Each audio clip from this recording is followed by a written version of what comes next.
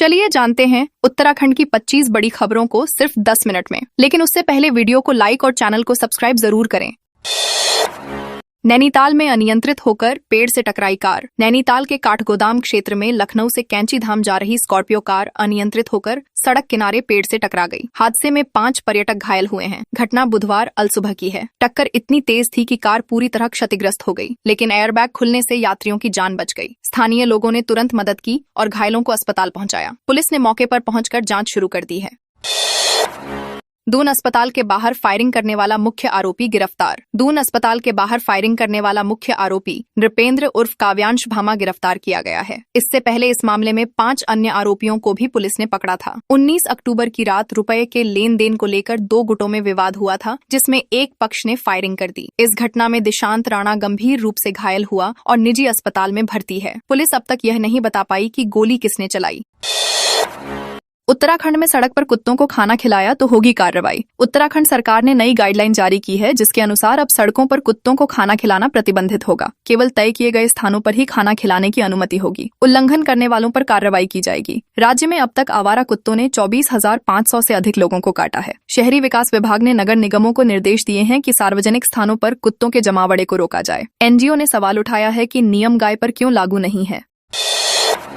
राष्ट्रपति द्रौपदी मुर्मू पहुंचेंगी नैनीताल के कैंची धाम। राष्ट्रपति द्रौपदी मुर्मू 4 नवंबर को नैनीताल के कैंची धाम पहुंचेंगी। यह पहला मौका है जब देश का कोई राष्ट्रपति नीम करौली बाबा के दर्शन करने आएगा। कार्यक्रम की सुरक्षा के लिए पंतनगर एयरपोर्ट को खाली कराया जाएगा। दिल्ली से सुरक्षा एजेंसियां जल्द नैनीताल पहुंचेंगी और खुफिया निगरानी करेंगी। राष्ट्रपति की सुरक्षा भारतीय सेना और प्रेसिडेंट बॉडीगार्ड्स (पीबीजी) के जिम्मे होगी।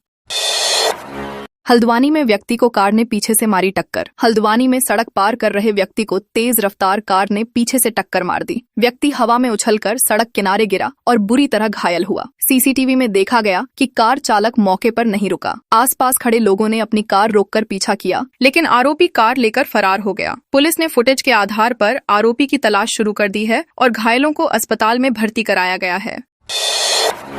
सीएम धामी ने मुनस्यारी द्वारा कर बदहाल सड़कों को ठीक करने के दिए निर्देश। मुख्यमंत्री पुष्कर सिंह धामी मुनस्यारी पहुंचे और जीआईसी मैदान में उनका जोरदार स्वागत हुआ। उन्होंने स्थानीय लोगों की समस्याएं सुनी और अधिकारियों को प्राथमिकता के आधार पर समाधान के निर्देश दिए। सीएम ने आईटीबीपी जवानों से मुलाकात की और उन्हें गार्ड ऑफ ऑनर दिया। जनता ने सड़क और धार्मिक स्थल सुधार से जुड़े ज्ञापन सौंपे। सीएम ने कहा कि सरकार सीमांत क्षेत्रों के विकास और जनता की सुविधा के लिए पूरी तरह प्रतिबद्ध है।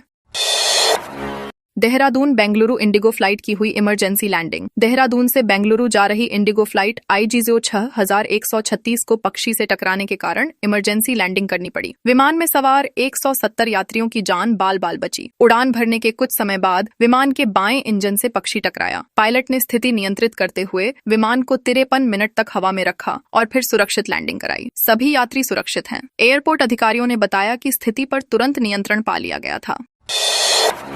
देहरादून में महिलाओं के 3 से ज्यादा गहने पहनने पर लगेगा 50,000 का जुर्माना। देहरादून के जौनसार बावर क्षेत्र में शादी और सामाजिक समारोहों में महिलाओं के लिए नया नियम लागू हुआ। अब महिलाएं सिर्फ 3 गहने कान के कुंडल, नाक की फुल्ली और मंगलसूत्र ही पहन सकेंगी। नियम तोड़ने पर 50,000 रुपए का जुर्माना लगेगा। ग्रामीणों का कहना है कि इससे समाज में दिखावा कम होगा और गरीब परिवारों पर आर्थिक बोझ घटेगा। यह निर्णय गाँव की सामूहिक बैठक में लिया गया। आई लव यू लिख अखबार डालने लगा सरफिरा आशिक। देहरादून में एक हॉकर ने अपनी एकतरफा मोहब्बत में हद पार कर दी। वह रोज अखबार में आई लव यू और अपना नंबर लिखकर महिला के घर में डालता था। मना करने के बावजूद उसने हरकतें नहीं रोकी और एक दिन घर में घुसकर महिला का हाथ पकड़ लिया। महिला ने शिकायत दर्ज कराई। अदालत ने आरोपी को दोषी मानते हुए 1 साल की कठोर कैद और 1,000 रुपए जुर्माने की सजा सुनाई। राष्ट्रपति द्रौपदी मुर्मू 4 नवंबर को पहुंचेंगी नैनीताल। कुमाऊं यूनिवर्सिटी का 20वां दीक्षांत समारोह 4 नवंबर को नैनीताल के डीएसपी कॉलेज परिसर में धूमधाम से आयोजित होगा। इस समारोह में राष्ट्रपति द्रौपदी मुर्मू मुख्य अतिथि के रूप में शामिल होंगी। विश्वविद्यालय प्रशासन ने तैयारियां तेज कर दी हैं। कुलपति प्रोफेसर दीवान एस रावत ने बताया कि यह पहला अवसर होगा जब देश की पहली महिला राष्ट्रपति समारोह में शामिल होंगी। उन्होंने कहा कि यह पूरे प्रदेश के लिए गौरव और ऐतिहासिक क्षण होगा। सीएम धामी ने मुनस्यारी में की मॉर्निंग वॉक। मुख्यमंत्री पुष्कर सिंह धामी ने मुनस्यारी में मॉर्निंग वॉक करते हुए स्थानीय लोगों और आईटीबीपी जवानों से मुलाकात की। उन्होंने अपने पुराने क्लासमेट के साथ गुड़ वाली चाय पी और जनता से राज्य सरकार की योजनाओं पर फीडबैक लिया। सीएम ने कहा कि सरकार हर नागरिक की समस्या सुनने और हल करने के लिए प्रतिबद्ध है। उन्होंने अधिकारियों को जनता की शिकायतों का तुरंत निस्तारण करने के निर्देश दिए। पूर्व राष्ट्रपति रामनाथ कोविंद पहुंचे अल्मोड़ा। पूर्व राष्ट्रपति रामनाथ कोविंद 2 दिवसीय दौरे पर अल्मोड़ा जिले के द्वाराहाट पहुंचे। मंगलवार दोपहर उनका काफिला पहुंचा तो लोगों ने गर्मजोशी से स्वागत किया। उन्होंने महाअवतार बाबा की गुफा के दर्शन किए और योगदा आश्रम में लगभग 10 मिनट ध्यान लगाया। कोविंद ने साधुओं संग आध्यात्मिक चर्चा की और कहा कि द्वाराहाट की यह भूमि उन्हें आंतरिक शांति देती है। विदाई के वक्त उन्होंने कहा कि वे जल्द फिर यहाँ आएंगे। हल्द्वानी में बस ने स्कूटी सवार युवक को कुचला। हल्द्वानी नैनीताल रोड पर बुधवार सुबह एक दर्दनाक हादसा हुआ। तेज रफ्तार निजी बस ने स्कूटी सवार युवक को जोरदार टक्कर मारी, जिससे वह नीचे गिरा और बस के पिछले पहिए के नीचे आ गया। युवक की मौके पर ही मौत हो गई। मृतक की पहचान उजाला नगर निवासी वजीर के रूप में हुई है। हादसे के बाद बस चालक वाहन छोड़कर फरार हो गया। पुलिस ने बस को कब्जे में लेकर चालक की तलाश शुरू कर दी है। उत्तराखंड में कृषि, पर्यटन और स्वास्थ्य की आसान भाषा में मिलेगी जानकारी। देहरादून स्थित वीर माधो सिंह भंडारी उत्तराखंड प्रौद्योगिकी विश्वविद्यालय (यूटीयू) ने डीप शिवा नामक एक खास एआई चैटबॉट बनाने की दिशा में कदम बढ़ाया है। यह चैटबॉट कृषि, पर्यटन और स्वास्थ्य से जुड़ी जानकारी आसान भाषा में देगा। राज्यपाल लेफ्टिनेंट जनरल गुरमीत सिंह सैनी की प्रेरणा से यह पहल शुरू हुई है। इसके लिए राष्ट्रीय स्तर की प्रतियोगिता आयोजित की गई है, जिसमें देश भर के इंजीनियरिंग छात्र भाग ले रहे हैं।